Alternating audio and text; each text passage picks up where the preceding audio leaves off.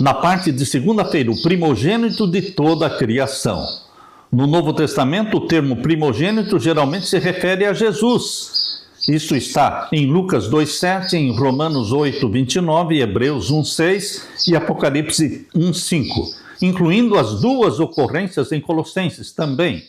No entanto, mesmo quando usado para outras pessoas, o termo primogênito não indica necessariamente o primeiro filho em ordem cronológica.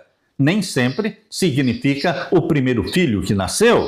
O conceito bíblico de primogênito enfatiza o relacionamento especial entre o filho e o pai, independentemente da ordem de nascimento. Além disso, há exemplos de filhos mais jovens que assumiram maior destaque e se tornaram primogênitos, como o caso de Isaac, de Jacó, de José. Davi, por exemplo, embora fosse o mais novo dos 8 irmãos, foi ungido rei por meio do salmista. Deus declarou: farei dele o meu primogênito, o mais elevado entre os reis da terra. Salmos 89, 27.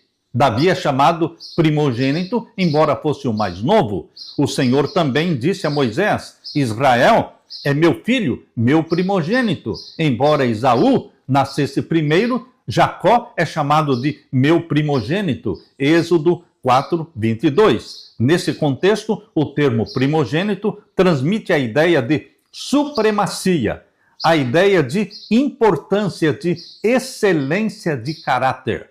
E é nesse sentido que o termo primogênito é aplicado para Jesus. Vamos ler agora Colossenses capítulo 1, versos 15 a 17. Abra sua Bíblia. Colossenses 1, versos 15 a 17. Aqui diz: Ele, falando de Jesus, é a imagem do Deus invisível. Ele tornou Deus visível, o primogênito de toda a criação, pois nele foram criadas todas as coisas, nos céus e sobre a terra, as visíveis e as invisíveis, sejam tronos, sejam soberanias, quer principados, quer potestades, tudo foi criado por meio dele e para ele. Ele é antes de todas as coisas, nele tudo subsiste. Meu querido irmão, esse texto do apóstolo Paulo é precioso e é profundo. Paulo não sugeriu em nenhum momento que Jesus foi o primeiro ser criado. Ele não dá a mínima ideia de que Jesus Cristo tenha sido criado. Ele mostra Jesus como Deus, o Criador de todas as coisas. Ele negou categoricamente essa possibilidade de que Jesus Cristo tenha sido criado em algum tempo. O Jesus homem, a natureza humana do Filho de Deus, sim, esta foi gerada no ventre de Maria pelo Espírito Santo.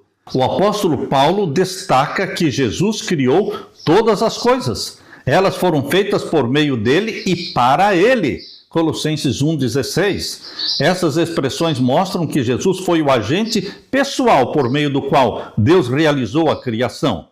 A declaração de Paulo é extremamente abrangente. Tudo significa absolutamente tudo, em termos espaciais, céus e terra. Ontológicos, coisas visíveis e invisíveis. E funcionais são os tronos, as soberanias, os poderes e autoridades. A expressão poderes e autoridades geralmente se refere a seres angelicais. Para evitar mal entendidos, Paulo acrescentou que Jesus existia antes de todas as coisas. Antes de tudo, ele já existia. Colossenses 1,17.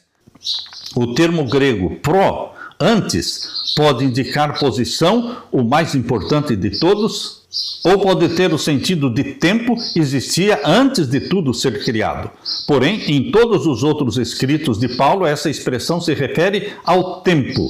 Jesus existia antes de todas as coisas. Paulo enfatizou que nele tudo subsiste. Colossenses 1,17. A palavra grega sinisteme significa literalmente unir.